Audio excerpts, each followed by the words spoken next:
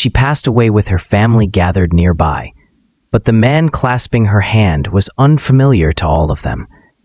When the truth surfaced, it swept through the room like a silent storm. No one had anticipated the letter she had left behind. The hospital room was hushed. The machines gave off a low hum, and sunlight trickled through the half-closed curtains, drifting softly over the linoleum floor. Bouquets lined the window ledge, gifts from coworkers, neighbors, relatives, and friends. Their fragrances mingled in the air, trying perhaps to override the smell of finality. A man with weary shoulders and kind eyes sat beside Claire's bed. Michael's hand gently enveloped hers, his thumb slowly caressing the back of her palm. He looked exhausted, yet there was no hint of complaint in his face, just unwavering, quiet loyalty. His attention didn't stray to the others around him. He remained still when Claire's brother coughed at the door, or when her mother dabbed at her eyes and looked away from him. He remained, whispering soft words to the woman he adored. She couldn't reply anymore, but he still spoke. "You were brave," he murmured, especially when no one understood. Across the room, Claire's relatives sat rigidly on the chairs nurses had provided. Her mother, Eleanor, wore her pearl necklace and a tight bun that hadn't shifted since the 1980s. Her posture was flawless, her expression pale and unreadable. The only flicker of emotion came when her gaze landed on the man next to her daughter. Then her lips tightened and she turned away. Her father stood near the window, arms folded, eyes fixed on the parking lot as though wishing for an escape. A nurse came in to check the IV line and gave a courteous nod to Michael. "Mr. Ellis, if you need anything, let us know." Claire's mother muttered the name under her breath.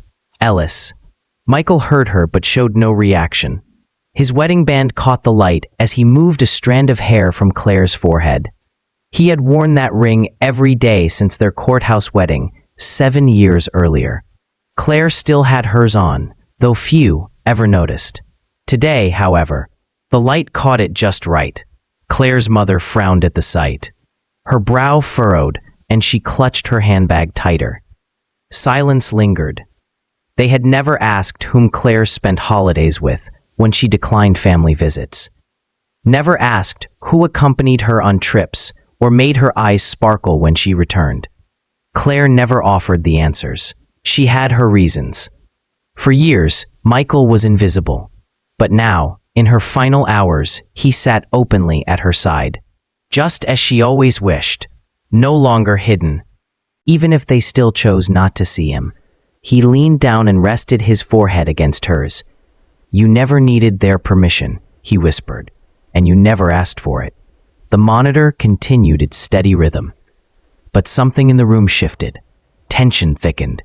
A cousin cleared her throat. Someone looked at their watch.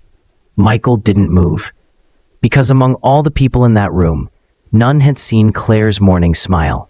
None had held her through her darkest diagnosis days. None had heard her laugh in the candlelight when the power failed.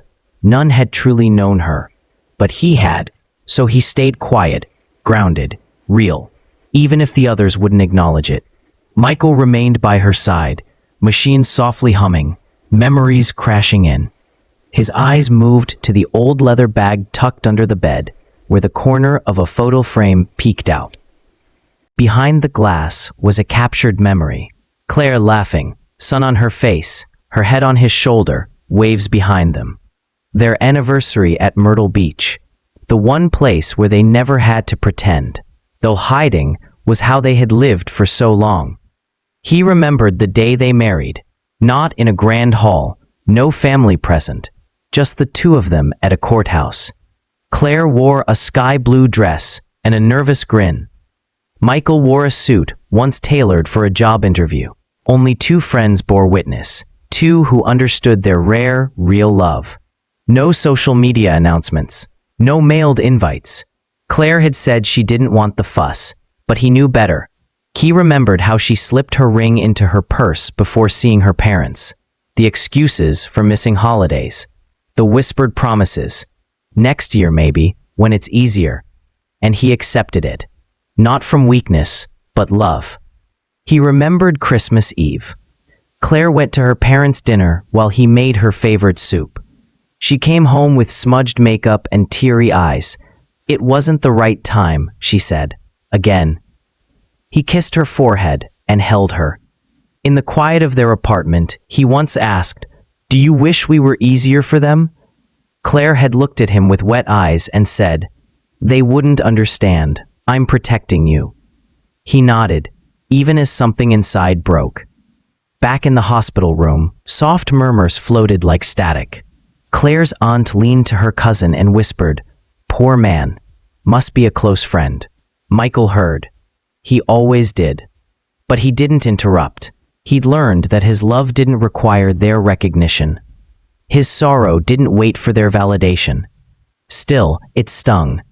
He reached into the bag and gently took out the frame, brushing his thumb over the glass. Claire's smile beamed from within, a joy none in that room had ever witnessed. That version of her had lived hidden.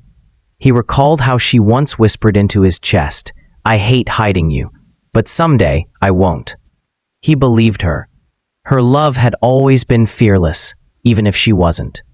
It showed in the smallest gestures, the double kisses before work, the way she saved her best tales for him.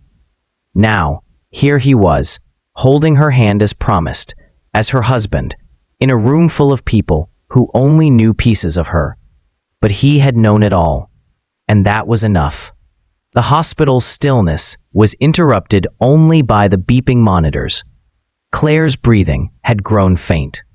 Her hand rested in Michael's, their fingers laced like the first night they'd fallen asleep on the couch, watching a show they never finished. Michael hadn't eaten, hadn't slept. He simply stayed, holding on to the only person who ever made silence feel like calm instead of emptiness. The door creaked. Claire's mother entered. Her pearls clung to her neck like armor. Her heels clicked across the tile. Her face pale, but her gaze sharp. A young priest followed her, murmuring softly. Margaret didn't glance at Michael. She approached the bed and said curtly to the priest she would want a prayer, "Please," then shot a look at Michael. "He can wait outside." Michael didn't budge. He didn't have to. Margaret moved closer, voice raised. "This is for family." Before Michael could respond, a nurse at the door spoke firmly. She asked for him to be here. Her badge read, S. Rios, RN. "He's not just a guest," Margaret scowled. "He's not family. The nurse stepped inside, gently halting the priest. "Legally, he is. He's her husband, per her medical file." Michael said nothing. Quietly, he pulled a small, worn folder from his coat. The beige paper inside was curled. He opened it and turned it toward the light.